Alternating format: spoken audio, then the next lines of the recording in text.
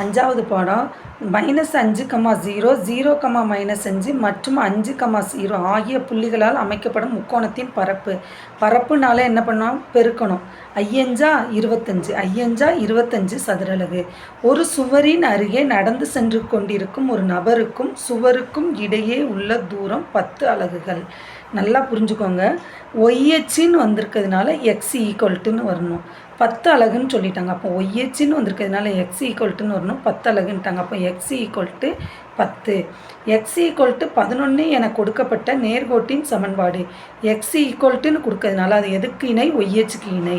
எக்ஸ்ஹெச்சின் சமன்பாடு அப்படின்னா ஒய் ஈக்குவல்ட்டுன்னு வரணும். ஒய்எச்சின் சமன்பாடுனா எக்ஸ் ஈக்குவல்ட்டு வரணும். அப்போ எக்ஸ் ஈக்குவல்ட்டு 11னா எக்ஸுக்கு இணை, ஒய்எச்சுக்கு இணை. எக்ஸ்ன்னு வந்ததுனால ஒய்எச்சுக்கு இணை. அடுத்து 5, 7, 3, P மற்றும் 6, 6 என்பன ஒரு கோடமை புள்ளிகள் எனில் Pயின் மதிப்பு என்னன்னு கேட்டிருக்காங்க. 3ஐயும் 6ஐயும் கூட்டினா 9. அடுத்து 3x - y = 4, x + y = 8 ஆகிய நேர்கோடுகள் சந்திக்கும் புள்ளி. 3ன்னு வந்திருக்கு. நமக்கு என்ன வரணும்? எக்ஸையும் ஒய்யையும் கூட்டினா 8 வரணும். அப்போ 3 கூட எதை கூட்டினா 8 வரும்? 3, 5 வந்தால் தானே 3ஐயும் 5ஐயும் கூட்டினா தானே 8 வரும். அப்போ 3, 5. அடுத்து 12, 3, 4, a என்ற புள்ளிகளை இணைக்கும் கோட்டின் சாய்வு 1/8 எனில் ஏயின் மதிப்பு. 4 கூட எதை பெருக்குனா 8 கிடைக்கும்? 4 2 8. அப்போ 2 ஆன்சர். 8 வரணும். 4 கூட எதை பெருக்கணும்? 4 2 8.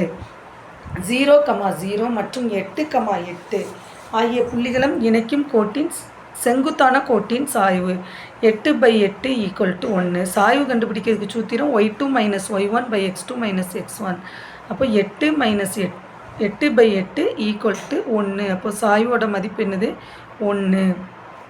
அடுத்து கோட்டு துண்டு PQவின் சாய்வு 1/√3 எனில் PQக்கு செங்குத்தான இரு சமவெட்டியின் சாய்வு.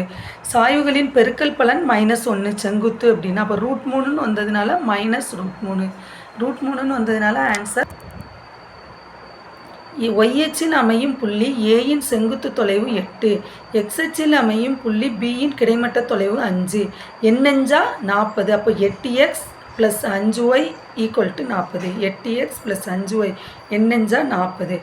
7x - 3y + 4 = என்ற 0 என்ற சமன்பாட்டிற்கு என்ற நேர்கோட்டிற்கு செங்குத்தாகவும் ஆதி புள்ளி வழி செல்லும் நேர்கோட்டின் சமன்பாடு.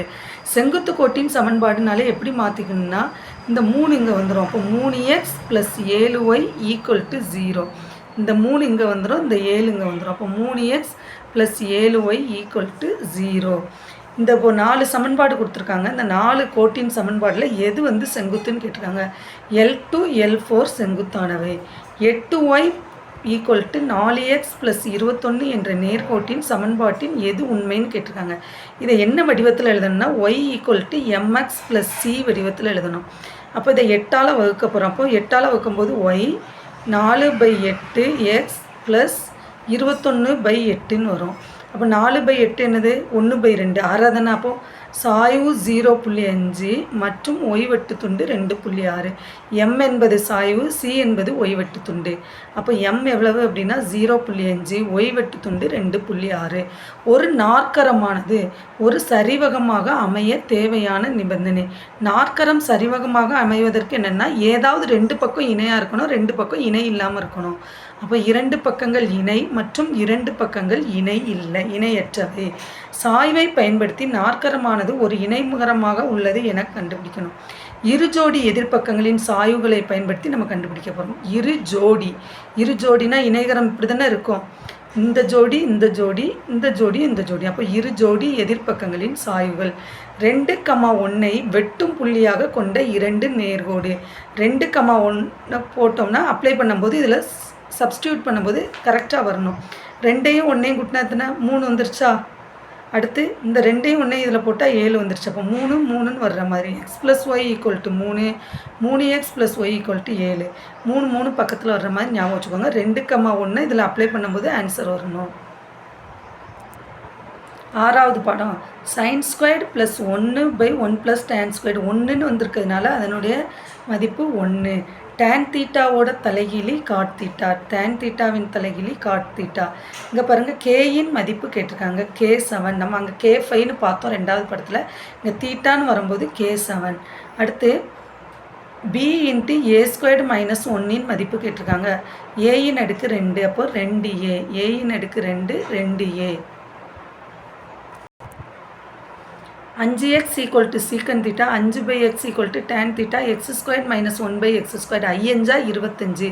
அப்போ 1/1x², 1/x² 1/25. அடுத்து பாருங்கள் 2 tan² தீட்டா ப்ளஸ் 1 எதுவுமே இல்லைன்னா 1 இருக்குதுன்னு அர்த்தம். 1 sin², 2 1 கூட்டினா 3, அப்போ 3/2. x = a tan theta, y = b சீக்கன் தீட்டா எனில் y²/b² - x²/a² = 1. ஞாபகம் வச்சுக்கணும். y²/b² - x²/a² = 1. 1ஐயும் 1ஐயும் கூட்டினா 2, அப்போ answer 2. p² - q², b² - a². இங்கே p வந்திருக்கு, இந்த p வந்திருக்கு, இங்கே b வந்திருக்கு. ஞாபகம் வச்சுக்கோங்க. அடுத்து √3ன்னு வந்தால் 60 டிகிரி. அங்கே சாயுவில் √3ன்னு வந்தால் -√3ன்னு பார்த்தோம். இங்கே √3 ஒரு கோபுரத்தின் உயரத்திற்கும் அதன் நிழலின் நீளத்திற்கும் உள்ள விகிதம் √3. √3ன்னு வந்ததுனால 60 டிகிரி. ஒரு மின்கம்பமானது 30 டிகிரி கோணத்தை முதல் புள்ளியில் ஏற்படுத்துகிறது. அப்போ ஆன்சர் b/3. இரண்டாவது புள்ளியில் இருந்துன்னு கேட்டிருக்காங்க. Answer b/3. தெரியுதா? b/3. அடுத்து கோபுரத்தின் உயரம் 60 மீட்டர் ஆகும். சூரியனை காணும் ஏற்ற கோணம் 30லிருந்து 45 டிகிரி. அப்போ ஆன்சர் 43.92 மீட்டர். 4 3 கூட்டினா 7, 9லேருந்து 2 கழிச்சா 7. இப்போ 43.92 மீட்டர். பல அடுக்கு கட்டடத்தின் உயரத்திலிருந்து 20 மீட்டர் உயரமுள்ள கட்டடத்தின் உச்சி அடியை பார்க்குறோம். 30 டிகிரி 60 டிகிரியில் பார்க்குறோம். அப்போ 30, 30லேருந்து 20 கழிச்சா 10, 30, 10 √3 மீட்டர். அடுத்து எக்ஸ் தொலைவு, இரு நபர்களுக்கு இடைப்பட்ட தொலைவு x மீட்டர் எனில் x/2 √3 மீட்டர். அந்த குட்டையாக உள்ள நபரின் உயரம் என்னன்னு கேட்டிருக்காங்க. x/2 √3 metre. ஒரு ஏரியின் மேலே h மீட்டர் உயரத்தில் ஒரு புள்ளியிலிருந்து மேகத்திற்கு உள்ள ஏற்ற கோணம் பீட்டா, இறக்க கோணம் 45 டிகிரி எனில் மேகத்திற்கும் ஏரியிலிருந்து உயரம் எவ்வளவுன்னு கேட்டிருக்காங்க. நல்லா பார்த்துக்கோங்க. அந்த 2 ஆன்சரும் ஒரே மாதிரி இருக்குது. h × 1 + tan beta. மேலே ப்ளஸ் வரணும், கீழே மைனஸ் வரணும். மேலே ப்ளஸ் வரணும், கீழே மைனஸ் வரணும். அடுத்த கொஸ்டின்.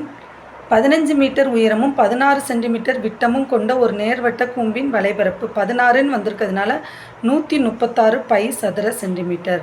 6 அலகுகள் ஆரமுடைய இரு சம அரைக்கோளத்தின் அடிப்பகுதிகள் இணைக்கும் போது இரு அரைக்கோளம், அப்போ மொத்தமாக பார்க்கும்போது கோளத்தின் பரப்பளவு புறப்பரப்பு மொத்த பரப்பு என்னது 4 πr². இரு அரைக்கோளம் 2 4 πr². ஆரம் 5 சென்டிமீட்டர். சாயுரம் 13க்கு முன்னால் 12. நம்ம அப்போ அந்த கணக்கில் என்ன பார்த்தோம்? 4வது படத்தில் 12க்கு அடுத்து 13ன்னு பார்த்தோங்க. 13க்கு முன்னால் 12. ஒரு உருளையின் உயரத்தை மாற்றாமல் அதன் ஆரத்தை பாதியாக கொண்டா 1 2 4 1:4. ஒரு உருளையின் ஆரம் அதன் உயரத்தின் 1/3 9. அப்போ 8 πh²/9.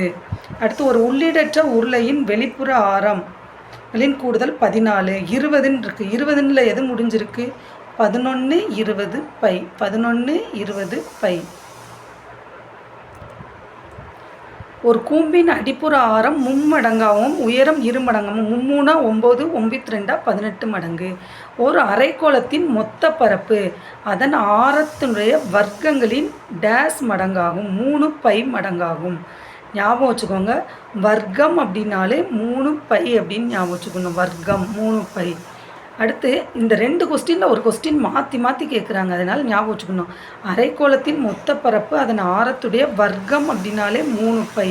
கோளம் அப்படின்னு வந்திருக்கிறதுனால 4x. கோளம்னாலே நான் என்ன சொல்லியிருக்கேன்? 4 πr² தானே. அப்போது 4x.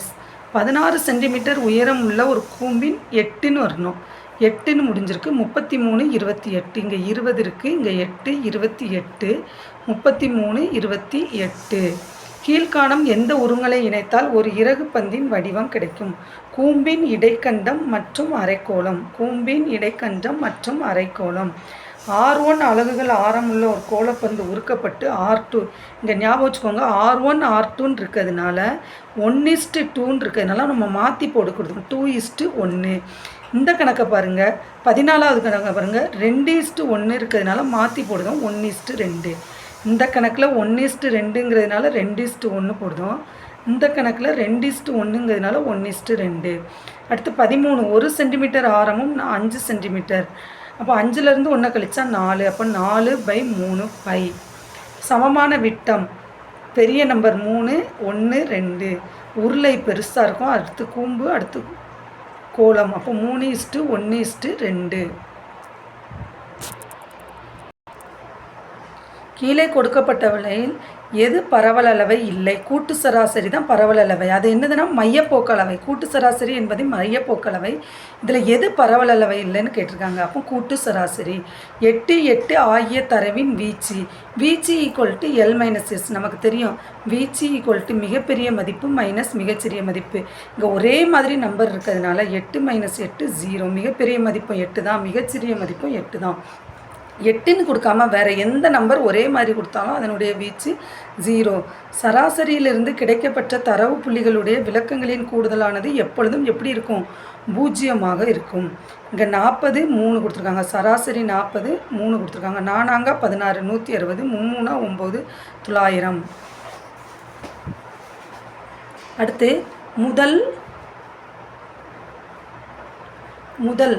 முதல் 20 இயலெண்களின் விளக்க வர்க்க சராசரியானது 33.25. முதல் 20 இயலெண்களின் விளக்க வர்க்க சராசரியானது 33.25. ஞாபகம் வச்சுக்கணும், 33.25. ஒரு தரவின் திட்ட விளக்கமானது 3. ஒவ்வொரு மதிப்பையும் 5ஆல் பெருக்கினால் கூட்டும் பொழுதும் கழிக்கும் பொழுதும் திட்ட விளக்கம் மாறாது. பெருக்கும் பொழுதும் வகுக்கும் பொழுதும் திட்ட விளக்கம் மாறும். 5ன்னு வந்திருக்கு, 5ன்னு வந்திருக்கு. 5 25, 5 25. XYZ ஆகியவற்றின் திட்ட விளக்கம் P எனில், அப்போ 3P ஆன்சர். P எனில் அது கூட 3 தானே கூட்டுதாங்க, அப்போ 3P. 3ஆல் பெருக்கிறாங்க, 3P. ஒரு தரவின் சராசரி மற்றும் மாறுபாட்டுகள் 4, 8 87.5 எனில் அதனுடைய திட்ட விளக்கம் 3.5. கொடுக்கப்பட்ட வகையில் எவை தவறானது? நிகழ்தகவின் மதிப்பு 1 விட அதிகமாக இருக்காது. அப்போ இதுதான் தவறு, மீதி எல்லாமே சரி. 1 விட அதிகமாக இருக்காது, அதனால் இதுதான் தவறு. P சிவப்பு பந்து, Q நீலப்பந்து, R பச்சை பந்து. மொத்த பந்தை பேத்தினா P + Q + R. என்ன எடுக்க போகிறாங்க? சிவப்பு பந்து எடுக்க போகிறாங்க. அப்போ P/P + Q + R. ஒரு புத்தகத்திலிருந்து சமவாய்ப்பு முறையில் ஒரு பக்கம் தேர்ந்தெடுக்கப்படுகிறது. 7ஐ விட குறைவாக இருப்பதற்கான நிகழ்தகவு 7/10. 7/10. ஒரு நபருக்கு வேலை கிடைப்பதற்கான நிகழ்தகவு x/3 எனில் வேலை கிடைக்காமல் மொத்த நிகழ்தகவு 3. வேலை கிடைப்பதற்கான நிகழ்தகவு 2/3. 3லேருந்து 2 கழிச்சிட்டா 1. அப்போ வேலை கிடைப்பாமல் இருப்பதற்கான நிகழ்தகவு 1. கமலம் குலுக்கல் முறையில் சீட்டுக்கட்டு. 135ல் 3 அடிச்சிருங்க, அப்போ 15 சீட்டுக்கட்டு. ஆங்கில எழுத்துக்கள் ABCZ இலிருந்து ஒரு எழுத்து சமவாய்ப்பு முறையில் தேர்ந்தெடுக்கப்படுகிறது. எக்ஸுக்கு முந்தைய எழுத்து, மொத்த எழுத்து 26. எக்ஸுக்கு முந்தைய எழுத்து எத்தனை இருக்கும்? 23 இருக்கும். அப்போ 23/26. ஒரு பணப்பையில் 2000 நோட்டுகள் 10 ரூபாயும் 500 ரூபாய் நோட்டுகள் 15ம் 2 ரூபாய் 25ம் அப்படின்றதுன்னா ஆன்சர் 4/5. 500 ரூபாய் 200 ரூபாய் நோட்டாக இருப்பதற்கான நிகழ்தகவு 4/5.